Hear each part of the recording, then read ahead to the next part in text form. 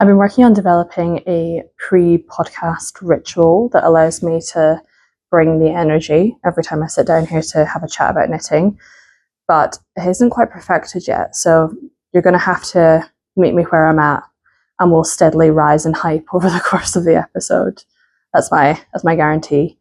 The second I get into it, I know I'm into it, but some of these starts, man, they're tough going. My mug says, "May ye fair be happy, and your enemies know it." And sadly, I think my enemies are unaware, but I am definitely aware that my enemies are happy, so maybe their curses have been working a bit better than mine. My friend Louise got this for me, and it speaks to our friendship, I think. I kind of want to flip the script a little bit and talk about whatever I want to talk about in the order that I want to talk about it in. I was like, will the internet allow me to do this? But then I realized that I'm asking nobody's permission to sit and speak to you. So I'm going to do it in the order that I want. And coincidentally, that is going to follow the traditional thing, which is I'm going to talk about my one finished object first. But it also is an acquisition because I bought new yarn in order to make it. So let me talk to you about the yarn first. They look like a little bit dirty, and that's because they've been sat out on my apothecary chest coffee table for ages because I was making this for a really long time, and I kept having to cut off little bits because I was duplicate stitching this item. So here are the two things that I bought. This is both of them are 4-ply fingering weight yarn. I think this is a West Yorkshire Spinners merino, and this is Lina by Novita yarn. I can't remember the colorways for either of them, but obviously they're classic red, classic white, sort of pillar box red. This is all that I have left of this ball of yarn after having made my first ever Musselburgh hat. It's one of the most popular patterns on Ravelry, so I'm sure that you've heard of it. And when I was thinking about making this hat, so first off, it was a gift for a friend, and I thought I'm going to make a classic hat, knitted hat shape, and they're a man, so I thought I would go for a more mask fit. Not that they would be weird about it if it was any other way, but I thought I would do something kind of classic. And when I was thinking about buying that pattern, I was I knew the concept of it before I bought it, which is that it's this huge long sort of tube basically with a cap on either end, and then you fold it inside itself in order to make a double layered hat. God, that was a really good description, wasn't it? I really thought I would stumble over that, but no, it's I know exactly what I mean. And then you fold up the double layer to get another rim around it. And obviously that means that it's then reversible because you can fold it either which way. I'm not going to show you its final form. The reason for that is I made it with this white stripe kind of headband style on both sides of the reversible bit. And the difference between it is that I embroidered a word onto the white stripe on both sides. And I can't share either of the words that I embroidered because one of the words is the name of a football team. So that's going to ostracize and alienate and offend every single one of my UK viewers.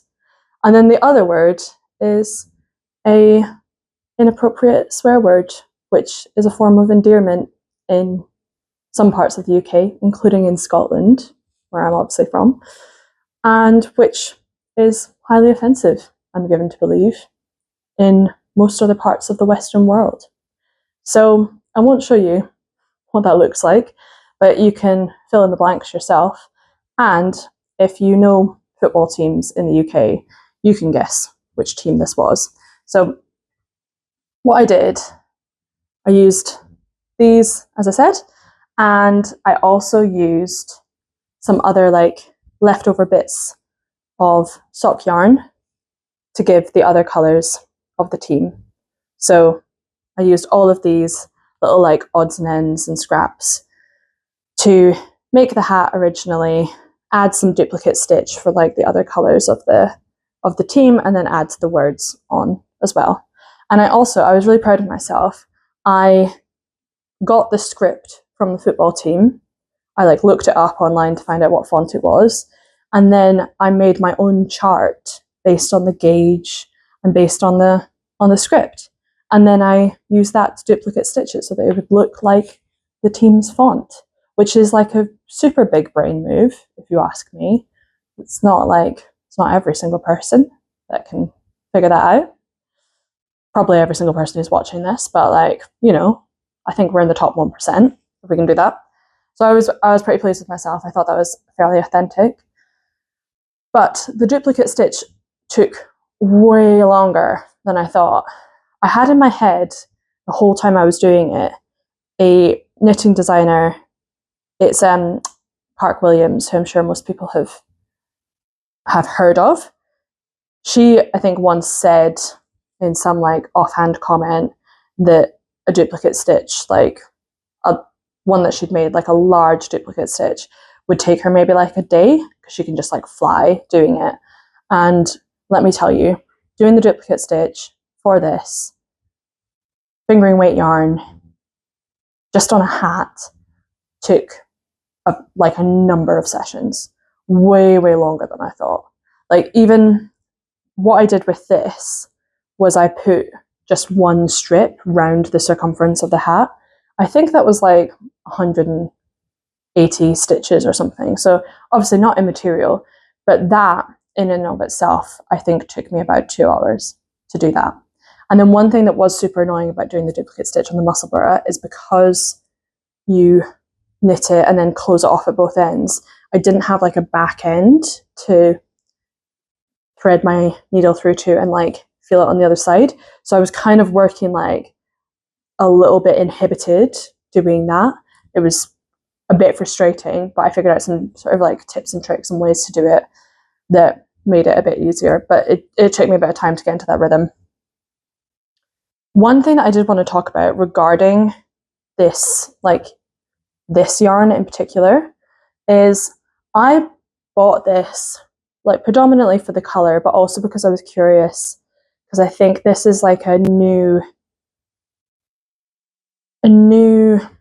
tranche, a new drop of yarns, a new like range of yarns. What do I mean? I mean, it'll come to me in like half an hour and then I'll just scream it into the camera. Whatever. These are new types of yarns. So I was like, okay, I'm going to test this out and see if I like it. And largely I did, but with this one at least, it was fairly, I thought, like quite inconsistently spun. Let me see, there's actually a bit here that looks kind of like what I mean. That's not going to focus at all. What I mean is, like, this is a little bit thicker, and then this is more like, I don't know, tightly spun. And there were quite a few bits like that where it wasn't particularly consistent, I thought. I don't know if that's a marker of like more human in the process, in which case, love that. Always love more human in any manufacture of anything that I'm going to use, especially if it's something that's in this like safe analog crafting space that I love and inhabit. But I expected more. Maybe I expected slightly better. I don't know. Tell me if you think my expectations were too high, if I'm like missing something which wouldn't make me quite so disappointed with it.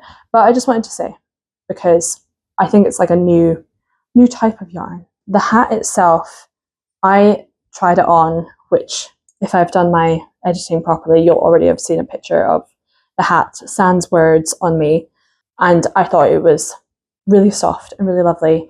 And actually, I didn't regret buying the pattern. I thought I might have done.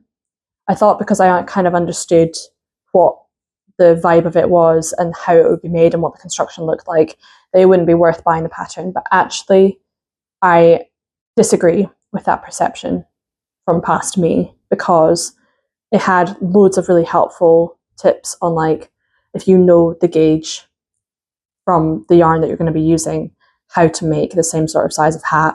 So it still did a lot of the like gauge maths for you, in that you didn't have to, you could like do that with any single type of yarn that you just happen to have in stash. It looks like a proper sort of hat, not just something that I could have like made up on the fly. So I actually recommend it for beginners and lazy intermediates such as myself alike. It's good for everybody. So yeah, Musselburgh, one of the most popular patterns on Ravelry. Well deserved, I think. The hype is appropriate. On the same day that I bought that new red yarn and the white yarn to make the hat, I bought this from, I think it was from Ginger Twist Studio in Edinburgh. I'd gone back up home to visit family. I went out with my youngest sister. She's not a knitter. I think she's been doing a bit of crochet. And actually, sorry, as an aside, she said one of the funniest things ever. My youngest sister is like whip smart funny. Everyone who meets her just thinks she's like top notch. And she said that she felt like beginners crochet videos were rage bait, which I when I first heard that, I laughed for like half an hour, because I know exactly what she means. Like, she was talking about them saying, okay, just make like a simple slip knot, and she was like, whoa hold up, slow down. Obviously, like, not everyone knows what that is. And I think I actually learned what a slip knot was. No, not, I don't even mean like a slip knot. I think I mean like a, oh, what do I mean? Like the first loop that you make when you're casting on. I don't even know, because I got taught that when I was maybe like 9, and I'm pretty sure I learned it wrong, and I've just done it the same way ever since, and nothing's unraveled. Maybe it doesn't look, maybe it's not perfect, maybe it's not like the right way of doing things, but like it does the trick. So yeah, obviously everyone at some point had to learn the first way to make a knot, and she was like, yeah, it's not what people are doing is like intentionally trying to make people angry. Anyway, I went to Ginger Twist Studio. I hadn't been to their new location. For people who are unaware, they used to have this really small, and I mean genuinely really small, like hole in the wall style shop. It was so cute. You went in and they could pretty much have like 2 people in there. So I remember going with my mum to get some yarn to make her a cardigan, and I just said to her, like, tell me roughly what sort of colours you like, and then I'll look for the right yarn. You just wait outside, because there was like one other person also wanting to browse. It was that level of small. And then obviously, as a positive, they were so successful that they have moved into slightly bigger premises just around the corner. That was, I want to say, like a few years ago. So I hadn't been there because I don't go to Edinburgh as much as I like to, and also because it's super far away from my house. So I have to like make a whole effort to do it. And as we know, yarn shops, all yarn shops, are only open on the 3rd Tuesday of every month ending in R, and when the like moon is right in the sky and when there's a breeze on the air, then you shall know that it is time for them to open. Because yarn shop owners want to have their own lives, which I think is unacceptable, frankly. So I went there with my youngest sister, and for Christmas she had given me a little slip of paper which said on it yarn buck. I'm going to see if I can find it. I feel like it's like somewhere within arm's distance, so bear with. Haha. Okay, this is my yarn buck. She like wrote a little thing on the back and drew a little cute picture of an elf. And so she'd said, okay, like, I'll buy you some yarn to the value of these yarn bucks. And we went to the yarn store in order to do that. And at the time I was like, oh no, but I didn't bring the voucher. I didn't bring my yarn buck. And she obviously laughed at me.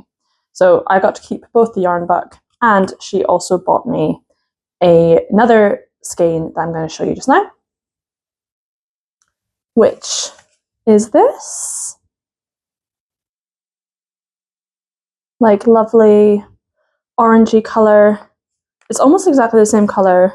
No, it's not. I was going to say it's the same colour as my trousers, but it's not. I have a real passion for this like burnt umber style colour.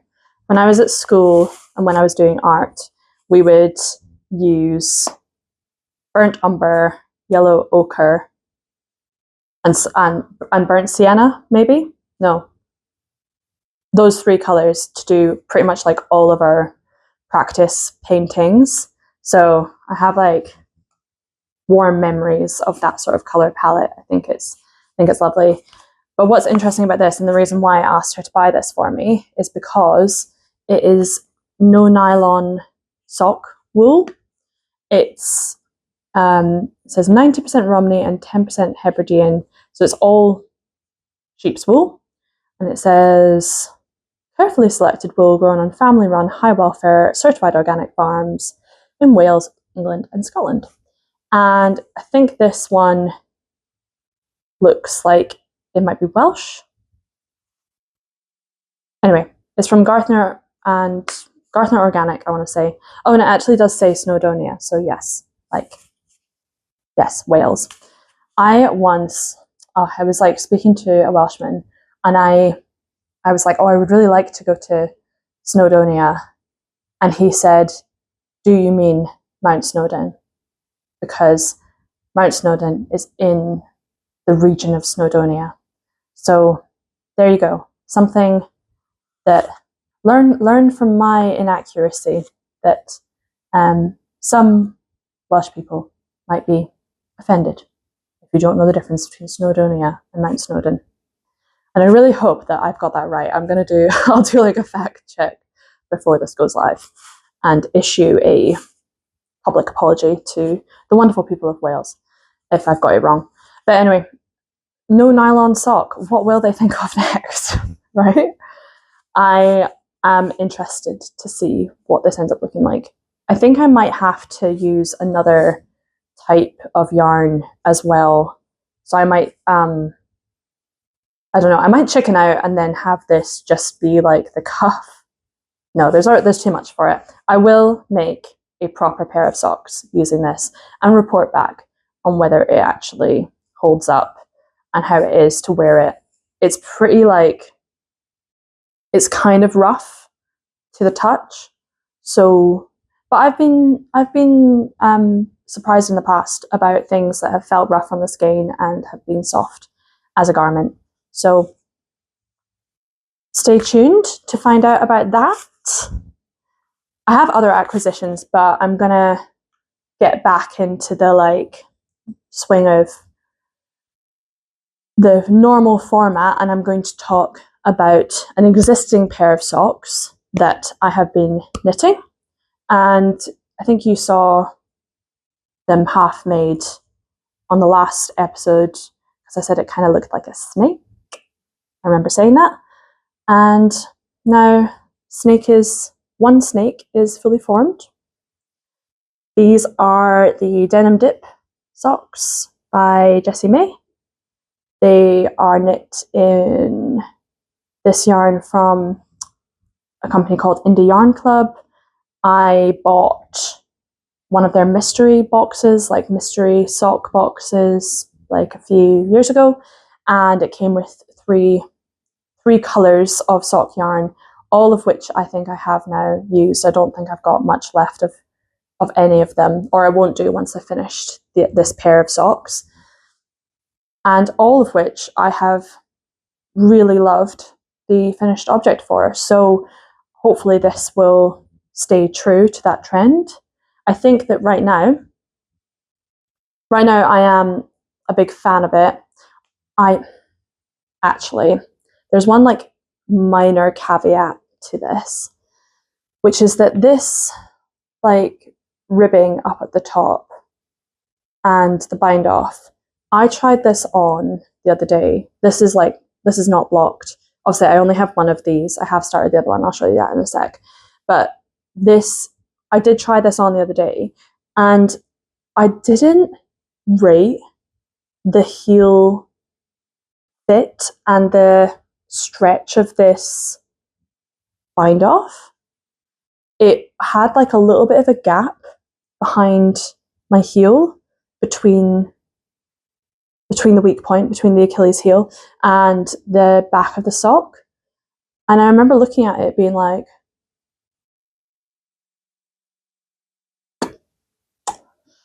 I'm not impressed with that. I actually did buy some elastic thread recently, and that's my backup plan, is that if it's like not fitting properly, I'm just going to weave some elastic thread through it, and then maybe it'll feel more secure.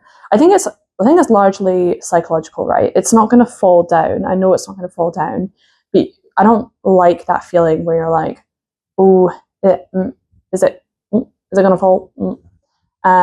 So I'll just try and avoid that. Otherwise, I'm super happy with this. I think that I'm really like pleased with this color and yarn choice. I think that the tiny little speckles just add some like general interest to this kind of fun ribbed top bit of the foot, and I really like the toe. These are toe up socks, so I don't think I've done toe up socks before. So that's a slightly different toe fit, which I think looks really attractive, both on and off the foot.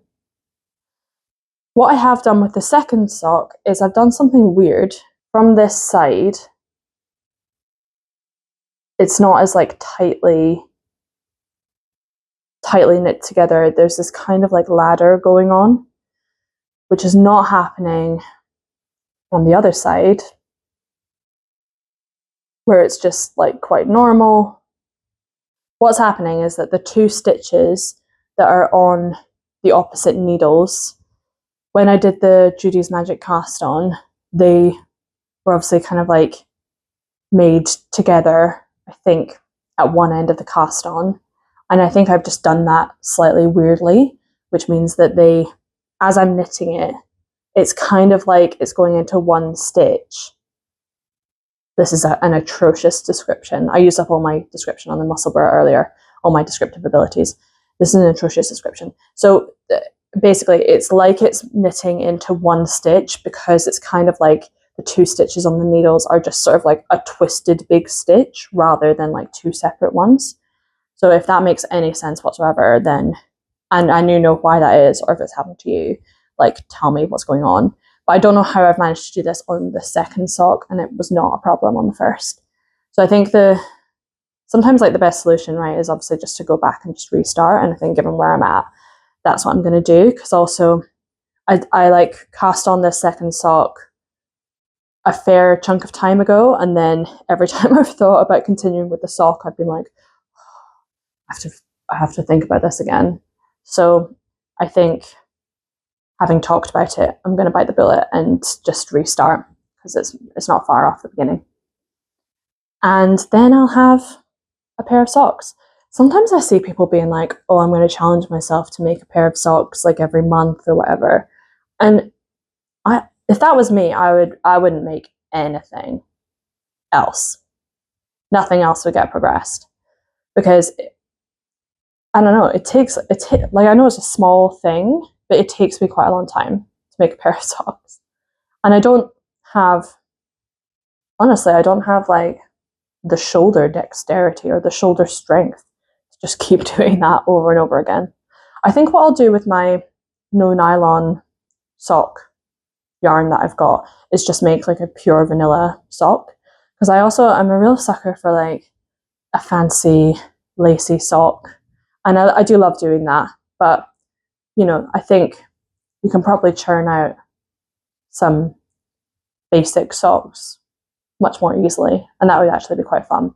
I think that's what I'm going to do. Just like let the yarn speak for itself, let the experiment speak for itself, and just enjoy the process.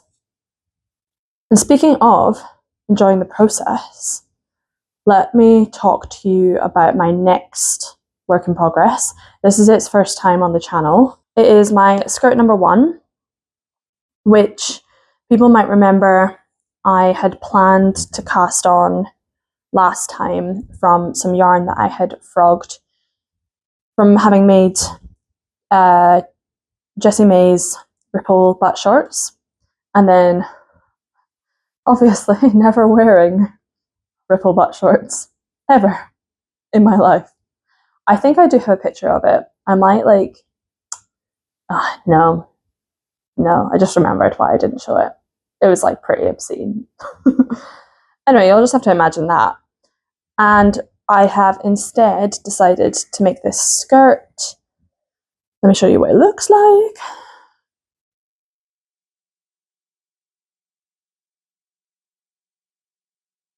So yeah, it's basically done. No, it's got a way to go. I do want to have a fairly long skirt, actually. I might go longer than is in the pattern and have it come just above the knee. But it's I think an A-line skirt, and I would want it maybe to be a bit more of a pencil shape. So the pattern says just continue increasing until it's the length that you want, but I might continue until the increases are done and then just go sort of straight down and see how that ends up looking. Again, this is one, this pattern is one where I thought, oh, no, I bought it and then I kicked myself because I was like, I could have figured this out, it really is not a complicated pattern. And I think sometimes you're just kind of in the headspace of oh, I want to make that, without thinking, okay, if you want to make that, take inspiration and maybe adapt it to what you want. Because if I'm not modifying it, but I'm kind of modifying it anyway, I could probably figure that out. And to double down on that, after I bought it, I did measurements of my waist and my hips and then did the maths to figure out how many stitches I needed for it to fit my waist the way that I wanted and for it to fit around my hips the way that I wanted, and the relative increases that I needed to do. Sorry, my watch just buzzed because I've gotten really into chess recently, and someone that I'm playing just moved their bishop, so I'm going to try not to think about that whilst I'm talking to you about this. Anyway, I did the maths, and actually it didn't match up with the pattern, which I was with the pattern for the size that I've chosen, which I was pretty surprised by because I really struggle with shop bought skirts because they never seem to fit me right. My hip to waist ratio is not at the size that I'm at the ratio that shops expect people to be. Basically, it's either always too big around the waist or it's too narrow around the hips. It's never right. And I have actually I got into this really expensive habit in the past maybe year or so of buying charity shop trousers or skirts and then going and getting them tailored, and then the tailoring is 4 times the price of whatever I bought for it in the shop, but I feel way better about it. That's one thing that I really want to teach myself, is how to tailor a pair of trousers or a skirt properly. So I need to just buy something that maybe I don't really want and then experiment with it. But I'm still on my clothing ban for the year, so maybe it's a goal for the future. I don't feel any immediate urge to do it anyway. But I was surprised that the skirt looked like it might actually fit me properly on the basis of the measurements for one of the sizes. So anyway, I did all the work. I did all the work to figure out what it should be and to validate the pattern. So I could have just done the work. So I think if I had gone back, I probably wouldn't have bought this pattern. And that's not to say that nobody should buy this pattern, because there are just things in it that I've done a few times that I know how to do. And if you were doing that for the first time, it's useful to have somebody lay it out. And obviously, not everyone wants to do the maths, and that is absolutely fine. I don't always want to do the maths, but I was like a bit disappointed in myself for not just like testing myself to make this basic shape and size the way that I wanted it to. Anyway, I'm pleased with this so far. I, as I said, had made this out of frogged yarn, and I didn't like steam the yarn or anything to unkink it. I like my yarn to just stay kinky, and that's why it kind of has this boucle effect as it's knit up, which I'm hoping will just like block out. I'm not too fussed about it. Like the yarn itself has been a little bit damaged, which I didn't really realise until I started knitting with it. But there are bits that have obviously been kind of like gnawed at by moths, which is sad, but I don't think it's going to affect like the overall integrity of the skirt. There are maybe like a couple of weaker points where I might do some duplicate stitch like on the inside or something just to kind of keep it together. But yeah, I'm making something out of something, like I'm remaking something, so I'm not expecting this to be like perfect and polished. I'm just pleased to have made it. I'm just like excited with what it looks like. I'm not too fussed about it. And just as a side point, all the yarn has been in the freezer for absolutely ages, so I don't think it's going to get any more moth eaten if I take care of it properly and keep my wits about me. I think that's all to say. It's not. No, there's one other thing to say about this skirt, and that is I took this on holiday recently. I went to Romania for my partner's mum's birthday. She had always wanted to go to Transylvania, so we went to a very lovely town called Brasov and spent a few days there and did some touristy things.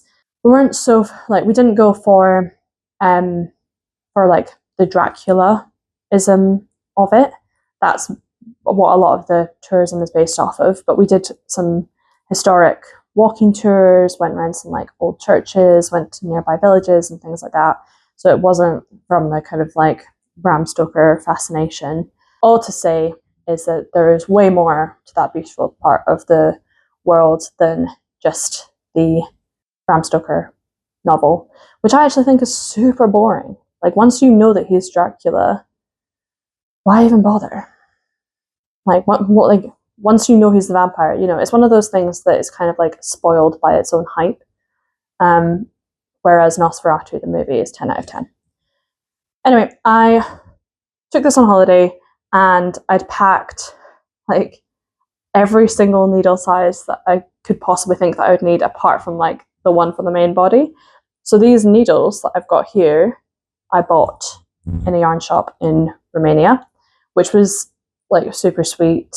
I thought for a second that lots of the yarn would be like very cheap, but actually it was basically the same price that I would have paid if I was in the UK. So I didn't buy any yarn there, but I did buy my elastic thread that I mentioned and these new needles, which I haven't bought a lot of metal needles, but like that is such a satisfying noise. I'm really enjoying clicking and clacking. It's just a good time.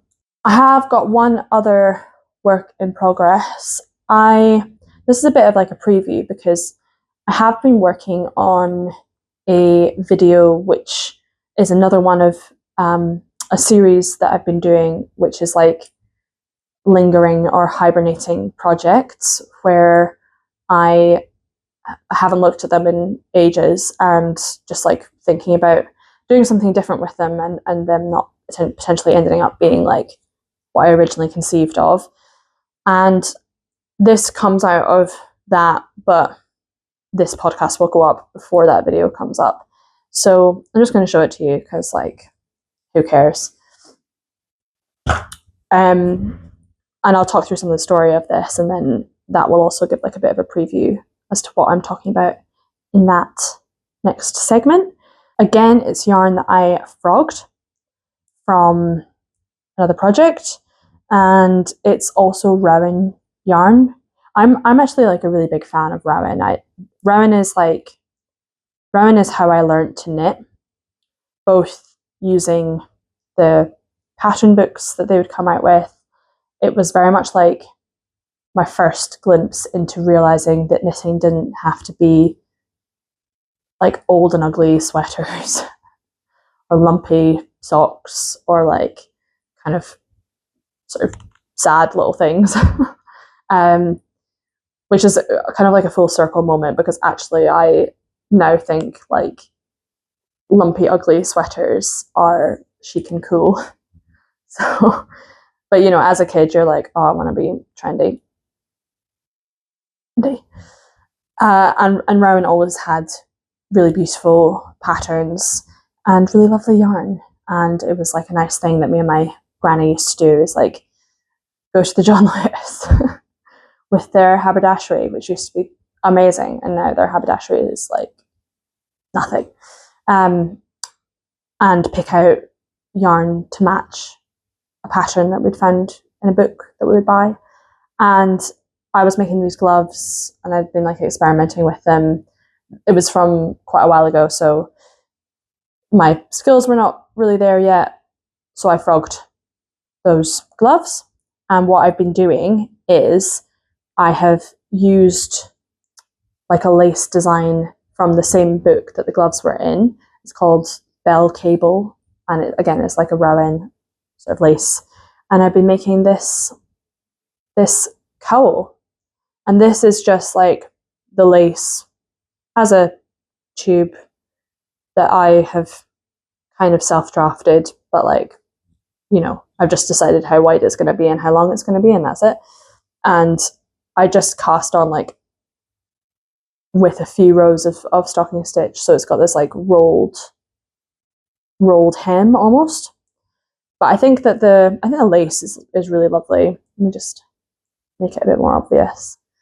So it's got this like cable here, and then these little kind of eyelets or yarn overs. And again, that's been really fun because I've got that memorized now. All I had to do actually is like a lot of the patterns that I used to knit, and I think I might be speaking out of turn here, but this is just an impression, that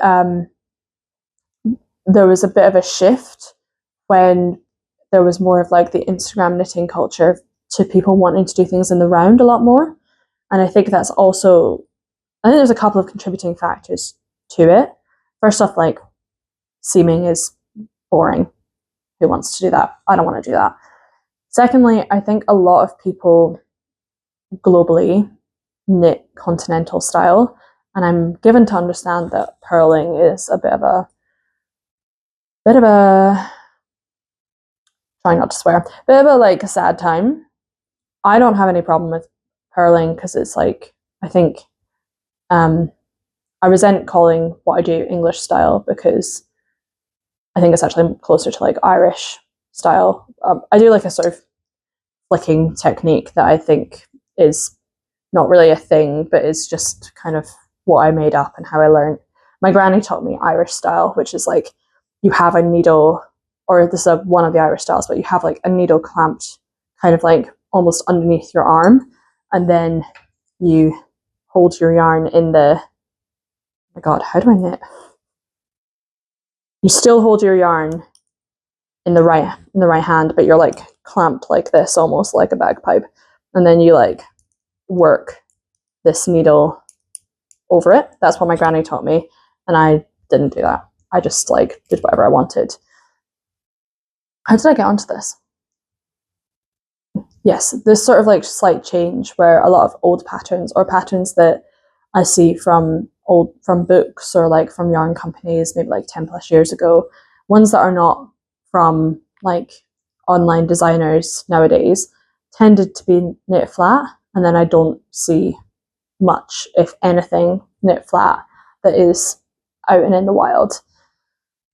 with some, obviously I have made some from like modern designers that are knit flat. I'm just saying it's like a general decision, general like trend and change. So all that to say is that the cable was written as though it would be flat, knit flat, and I just changed it so that it would be knitting around so I could make this cowl.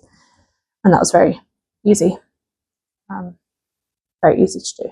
Anyway, I think we're kind of slightly past cowl season. There's still a bit of a nip in the air, but it's much more spring-like where I'm living right now.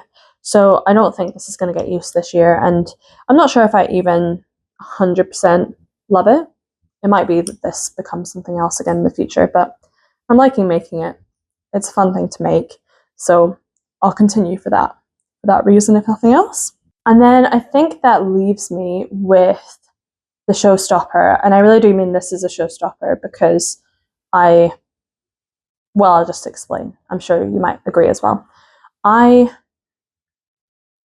recently, as I said, went to Edinburgh, and one of the things that I did in Edinburgh was I went and looked at some of my granny's yarn and like crafting supplies.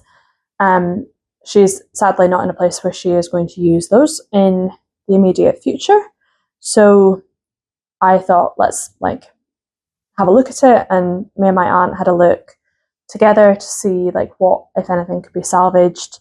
They have like a bit of a moth infestation, I think, so a lot of it did have to go, sadly. But one of the things that I did salvage, and again, which has been in the freezer since I got it, is this massive bag of yarn. Let me show you.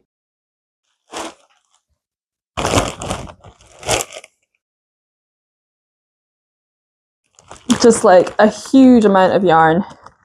This is linen cotton. Here's an example of it. It's got like a wooden thing on the inside to keep it, so it's not quite as big as you might think.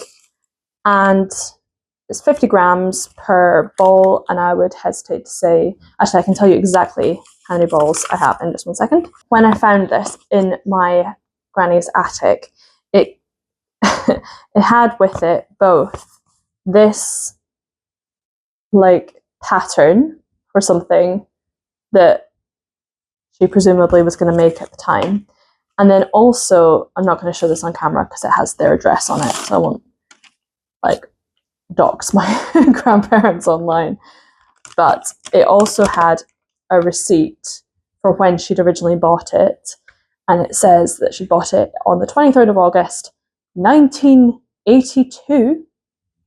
That's what, 44 years ago.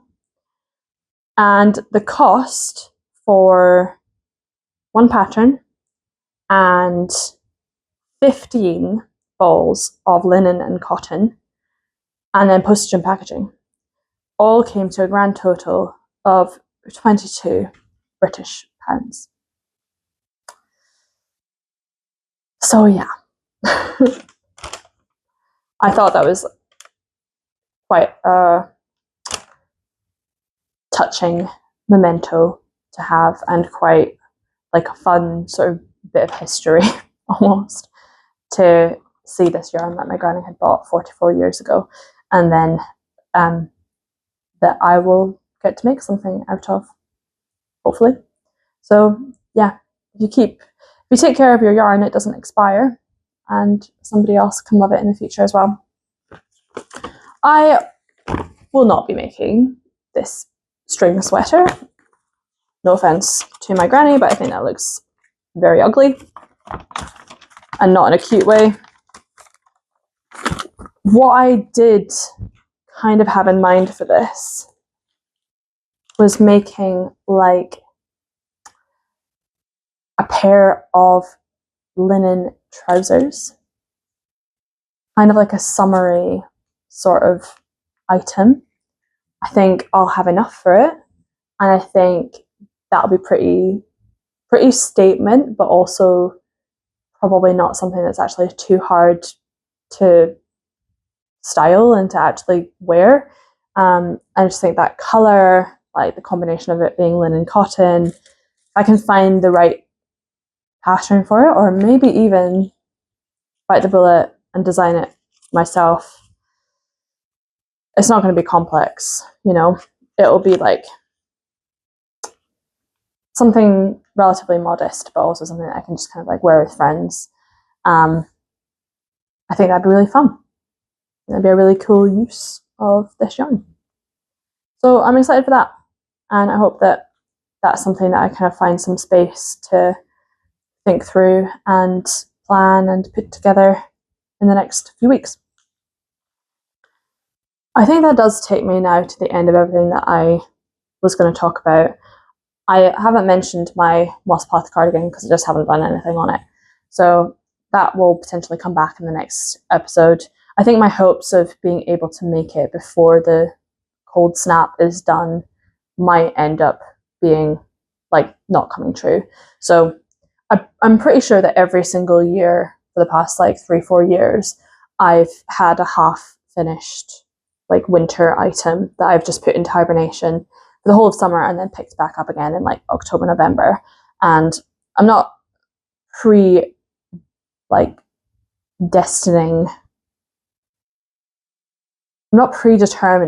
that for this cardigan, but I can definitely see it happening. It's not unlikely that that will be the outcome. So anyway, that's the end of my ramblings. Thanks so much for joining me. Thank you for joining me if it's your first time. Thank you for joining me if it's your 10th time, because this is podcast number 10. Thank God I found the energy, the tenergy, if you will. It's been a fun one, and I will see you all very, very soon. Bye.